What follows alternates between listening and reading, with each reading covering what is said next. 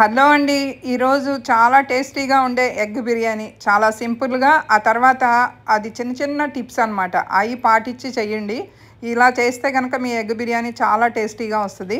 ఒకసారి అది ఎలాగో చూద్దాం. ముందుగా మీకు కావాల్సిన ఎగ్స్ ఇలా తీసుకొని పైన స్కిన్ తీసేసి ఇలా మొత్తం అన్నీ ఘాట్లు పెట్టుకోండి. లోపల వరకు మసాలా ఎళ్ళాలి కాబట్టి అలా ఘాట్లు పెట్టుకోండి. ముందుగా ప్యాన్ గానీ, కుక్కర్ గానీ మీకు ఏది వీలుగా అయితే అది పెట్టుకొని ముందు ఆయిలు 2 స్పూన్లు నెయ్యేసుకోండి. నెయ్యేస్తేనే కొంచెం బావుంటది బిర్యానీకి. బాగా సన్నగా తరిగిన ఉల్లిపాయలు, మీ కారానికి సరిపడా మొత్తం పచ్చిమిరపకాయలు ఇవే బిర్యానీకి అన్నిటికి. దాన్ని బట్టి ఏసుకోండి. ఇవి కొంచెం ఎర్రగా వేయించేసుకున్న తర్వాత అల్లం వెల్లుల్లి పేస్ట్. ఈ అల్లం వెల్లుల్లి పేస్ట్ కొంచెం పచ్చివాసన పోయే వరకు వేయించుకోండి. కొంచెం పసుపు కలర్ కోసం ఏసుకోండి. అంత ఎక్కువ వేయబాకండి. ఎక్కువేస్తే యెల్లోగా అయిపోతది. సాల్ట్ టేస్ట్‌కి తగిన సాల్ట్. అలాగే టమాటాలు మాత్రం పేస్ట్ చేసి ఏసుకోండి. అదే నాటు టమాటా అయితే తగ్గిచ్చేసుకోండి. మామూలు బెంగుళూరు టమాటా అయితే కొంచెం ఎక్కువేసుకోండి. ఇలా మొత్తం ఏసేసి అదంతా కూడా చక్కగా నీరు ఎగిరిపోయి చక్కగా నూనెలో వేగితే బావుంటది. ఈ కారం రుచికి సరిపడా కొంచెం కారం. అది పెద్దగా ఎక్కువ వద్దండి. కొంచెం ఏసుకోండి. ఎందుకంటే మిగతా మసాలా దినుసులు లోపలైతే నేను ఎయలేదు. మీరు గమనించారో లేదో ఆయిల్‌లో అసలు ఎక్కడ మనం మసాలా దినుసులు, హోల్ మసాలా వాడలేదు. ఇప్పుడు పెరుగు మాత్రం కొంచెం ఎక్కువేసుకోండి. ఈరోజు కొంచెం తక్కువ ఉందని నేను తక్కువేశాను. కొంచెం ఎక్కువ పెరుగేసుకుంటే బావుంటదండి. ఆ పెరుగంతా కూడా ఏసేసిన తర్వాత పుదీనా, కొత్తిమీర ఇవి 2 కూడా నూనెలో వేగినప్పుడు ఒక రుచిగా ఉంటది. గుర్తుపెట్టుకోండి. మళ్ళీ కూడా ఏస్తాం మనం. ఆయిల్‌లో ఏగుతున్నప్పుడు చాలా బావుంటది. వేయించి పెట్టుకున్న బ్రౌన్ ఆనియన్స్ ఇలా ఏసుకుంటే బావుంటది. మళ్ళీ మీరు ఉంటే ఏసుకోండి. ఉంటే బానే ఉంటది.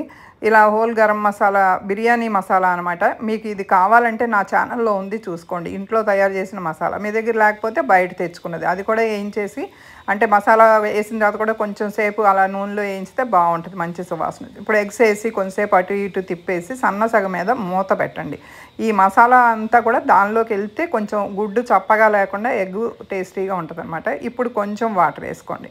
ఈ వాటర్‌లో కూడా కొంచెం సేపు ఉడకనివ్వండి. మూత పెట్టేసి ఉడకనివ్వండి. అంటే ఈ ఉడకటం వలన ఏంటంటే ఎగ్స్ చప్పగా ఉండవు. రెండోది నేను ఆయిల్‌లో ఫ్రై చేయలా. మీరు గుర్తుపెట్టుకోండి. ఆయిల్‌లో ఫ్రై చేయట్లేదు నేను. అది కూడా మీకు చెప్తాను. ఇలా ఒక్కొక్క ఎగ్ మొత్తం అన్నీ తీసి సెపరేట్ చేసుకోండి. ఇదొక చిట్కా అనమాట. అంటే దానిలోనే వాటర్ ఏసేసి మనం బిర్యానీ రైస్ ఎయొచ్చు కానీ ఎగ్‌ని చప్పగా అలా అయిపోద్ది. మళ్ళీ ఇన్ని సార్లు బాయిల్ చేయటం ఎందుకని చెప్పి అలా చేస్తున్నాను అనమాట. ఇలా మొత్తం నీరు ఎగిరిపోయిన తర్వాత అప్పుడు మీకు 1:1 బిర్యానీ రైస్‌కి వాటర్ ఏసేసి ఉప్పేసుకొని ఉప్పు మాత్రం ఎక్కువ ఉండాలి. ఇందాక ఒకసారి ఏసాం మళ్ళీ ఏస్తున్నాం. ఉప్పు ఎక్కువ ఉంటేనే మీకు ఆ రైస్ ఏసిన తర్వాత సరిపోద్ది.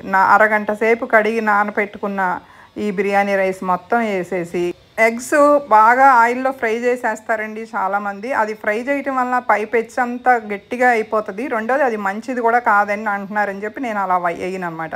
ఇప్పుడు ఒక పొంగొచ్చిన తర్వాత మూత పెట్టేసి ఒక పొంగొచ్చిన తర్వాత ఇప్పుడు పుదీనా, కొత్తిమీర కొంచెం నిమ్మరసం పిండండి. అప్పుడు రుచికి రుచి వస్తది. తర్వాత మీ మసాలాలు ఏమన్నా ఉన్నా కూడా సెట్ అయిపోద్ది. ఇప్పుడు మళ్ళీ కొంచెం బిర్యానీ మసాలా కొంచెం. ఇందాక ఒకసారి ఏసాం కూరలో మళ్ళీ పైన ఇది రైస్‌కేస్తున్నాం అనమాట.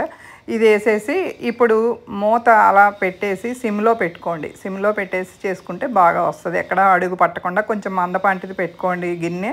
అది ఈ బ్రౌన్ ఆనియన్స్, ఈ ఎగ్స్ ఇందాక పక్కకు తీసి పెట్టుకున్నాం కదా! ఆ ఎగ్స్ అన్నీ అలా పైన జస్ట్ అలా ఏసేసి సర్దేసేసి ఇప్పుడు మంచి సువాసన కోసం, టేస్ట్ కోసం ఒక స్పూను ఆయిల్, ఒక గరిటె ఆయిల్ ఏసేసి మళ్ళీ మూత పెట్టేసేయండి. ఒక 5, 6 నిమిషాల కల్లా అలా చక్కగా సెట్ అయిపోద్ది. చూసారు కదా ఎంత బాగా వచ్చిందో. మీరు అడుగు మాడిపోతుంది అనుకుంటే పెనం ఒకటి పెట్టుకోండి. ఖాళీ దోసల పెనం ఉంటది కదా! అది పెట్టి దాని మీద గిన్నె పెట్టండి. అప్పుడు అడుగు పట్టకుండా ఉంటది. వెంటనే మాత్రం కలపొద్దండి. ఒక 5 నిమిషాలు, 10 నిమిషాలు ఉంచిన తర్వాత అప్పుడు కలపండి. అప్పుడు పొడి పొడిలాడుతా వస్తది. ఎక్కడ ముద్ద అవ్వకుండా ఉంటది. బిర్యానీ అయిపోయిన తర్వాత మాత్రం గుర్తుపెట్టుకోండి. ఒక 5 నిమిషాలు ఆగే ఓపెన్ చేయండి. చూసారు కదా బావుంది కదా!